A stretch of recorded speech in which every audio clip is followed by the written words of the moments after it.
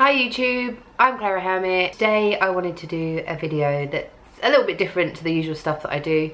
Today marks 6 years to the day since my sister Emily died, and as the day's been approaching, I've kind of been thinking about it and thinking about where I was 6 years ago and how my life changed as a result of my sister's death and how much I miss her, and something that happened a few days ago as well. So there's kind of like this whole stuff that I wanted to talk about, but I guess the most important thing that I wanted to share is that no matter what happens to you and what the circumstances are, that you can overcome them and that you can find peace. And peace doesn't mean forgetting about that person and pretending that that person never existed and just getting on with your life and, you know, ignoring all kind of emotion and never dealing with it.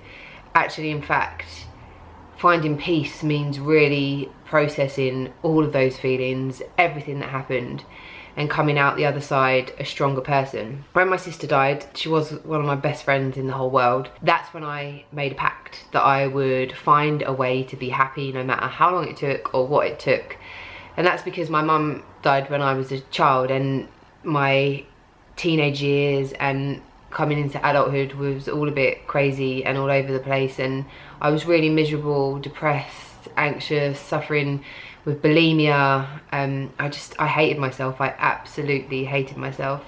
And my sister was my sanctuary. My sister was my space where if things got too much or if things were going on that I couldn't deal with, I would just go to her house and escape. And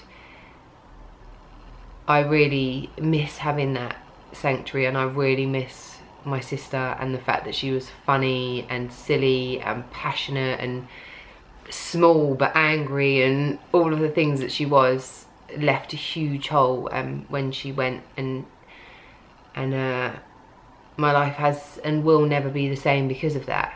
But it also won't be the same because her death changed my life and made me stop and think, right, okay, my mum can't be here, my sister can't be here, but I'm here with these opportunities, and my life might not be great right now, but surely there has to be a way that I can make it great, that I can be happy. Because if my mum and my sister were here, that's exactly what they'd want for me, and they're not here, but they would love to be. And if they were here, what would they be doing with their lives? And wouldn't they be using their lives to the fullest of their ability and having like the best life that they possibly could? It was really important to me that after Emily died that I made an effort to change my life. It didn't happen instantly. When Emily first died, it was a bit of a shock. I didn't expect it to happen then, and you know, I was upset, but then I went into like, right, okay, we need to do this, we need to do that, there's a funeral to organise, there's this to organise, there's that to do, what about this, what about that, and kept myself really busy. And actually I think I was back doing stuff for Grime Daily within a couple of days of my sister's death, because I threw myself into work. And what happened very quickly was things started to crumble, and it took me a while before I actually decided to confide in my friends and speak to my friends and open up, and that was like a real changing point for me. And also the fact that one of the people that I'd interviewed, their manager, sat me down and just kind of like tore me apart basically, in a good way, and kind of made me realise in all the ways that I was playing like poor me, poor Clara, in my life, and those were blocking me and stopping me from getting the things that I wanted. So everything, loads of stuff happened, sorry, as a trigger to my sister's death. I still, I can't give you an answer for what happens when we die or where we go or why we die or any of those exact answers. And I think that when people die, like, we just don't like to talk about death. We're so scared to talk about death, but funnily enough, it's the one thing that's guaranteed for all of us. We're all going to die at some point, and it feels funny that we can't talk about it and be more expressive about it. And I think even for my sister that was a problem. Like, I've found out since she died that she spoke to my grandparents and told them how frightened she was that she was going to die, whereas she and I never spoke about death. So like, so much to death, but I think that the more that we can talk about it and be open about it, the easier it is to deal with for the person that's dying and for the people that are left behind. My sister suffered with breast cancer, and she had breast cancer for 6.5 years, and the physical changes that happened to her. She'd had a mastectomy, so she'd had one breast removed right at the start, but the physical changes that happened to her in the last kind of 6 months of her life were extreme, were absolutely extreme, and the deterioration happened quite quickly, and she had lymphedema, so her arm was really swollen. And you know, you watch this person that you love so much, and you don't want them to go, and you can see their body is literally like falling apart, and it's just horrible when you want that person to stay. And I got quite upset the other night. Sometimes it happens, I get kind of like stressed or angry about something, and inevitably what will end up happening is that I will just end up missing my mum and my sister, because well, for obvious reasons, I guess. Like, I want them back, and I miss my sister. And I ended up, and I was crying, and I was just saying, I'm sorry, because I felt like I had let my sister down, because I couldn't keep her here, and I couldn't keep her alive, and she didn't want to die, so it was really difficult.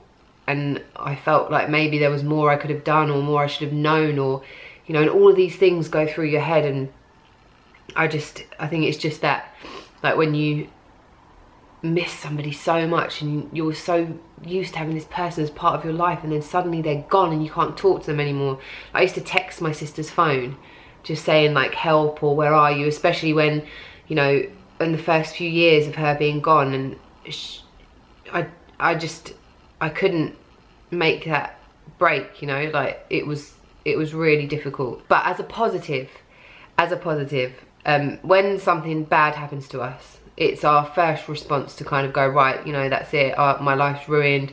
And that does happen, but then, there's nothing wrong with that. I think that's part of the process. But at some point you have to come out of that, and you have to grab yourself by your boots and just pull yourself up and say, right, do you know what, I'm going to get on with my life, whatever it takes, however hard it is, however difficult. If I've come through this, I can get over anything. And you just have to, my nose is running now, you just have to get on with it, and you have to challenge yourself, and you have to push yourself. And I wanted to do this video today because it feels like my sister's death was a big turning point for me in my life. And as the years go on, and as her death gets further away, it feels like it becomes, to a lot of people, it becomes less and less significant.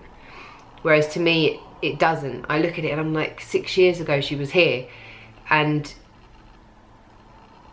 I want to keep talking about it, and I want it to be a part of my life, and I want to mark it every year, because my sister will always be part of me, and she'll always be part of my life, and I don't want her to be forgotten, and I don't want the part that she played in my journey to ever be forgotten either. You know, when someone dies, people don't know what to say to you, they don't know how to talk to you, they actively avoid you, and that only makes it more difficult. So I think the more that we can talk about death, you know, as horrible as it may seem, then the easier to deal with, because you can't deal with things on your own.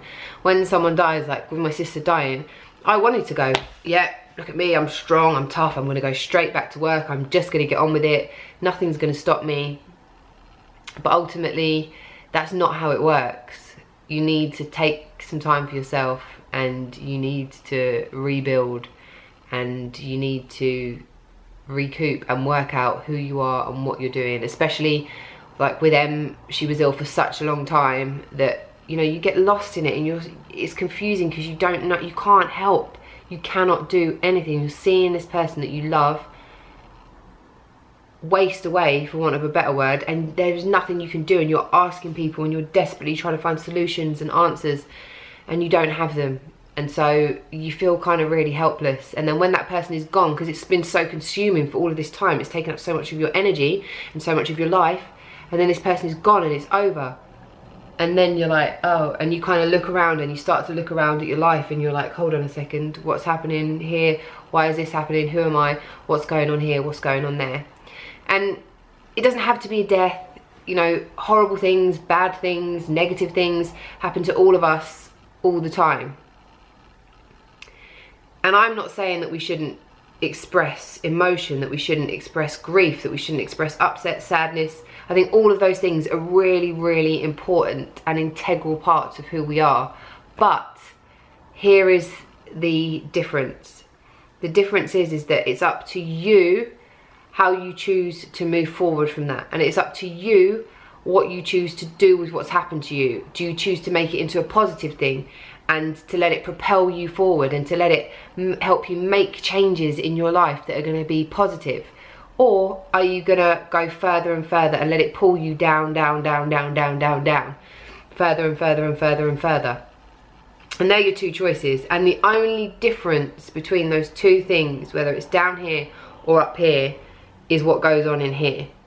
And I didn't understand that, and it's taken me a long, long time to grasp that we create what we see in our world up here in our minds. And it is really as simple and as difficult as that. I write loads about this on my blog, clarahermit.co.uk, but I just wanted to do this video in memory of my sister, and just to say, guys, sometimes shit things happen to all of us, but we cannot let that be an excuse for us to stop what we're doing, for us to stop pursuing our dreams, and for us to stop living our lives. We should let it propel us and let it make us greater and better. Remember, your life might not be where you want it to be right now, but you can change that. Of course you can change that. And there are people like my sister, like my mum, who don't have that opportunity anymore. They're not here. So rather than give up on yourself, and rather than give up on your life, and rather than give in to this feeling that it's always going to be negative and it's never going to get any better, I challenge you to do the complete opposite. To read a book that might help you, to watch some more videos that might help you, to write some stuff down. Just find 5 or 10 things, positive things that have happened to you in the last 24 hours, and I bet you can find them. I just wanted to do this video today because it's all I could think about, and it's so important that while we are alive, we embrace this life that we have, because it is a blessing. Love you guys. Subscribe to the channel and all of that jazz, and yeah, I'll see you soon.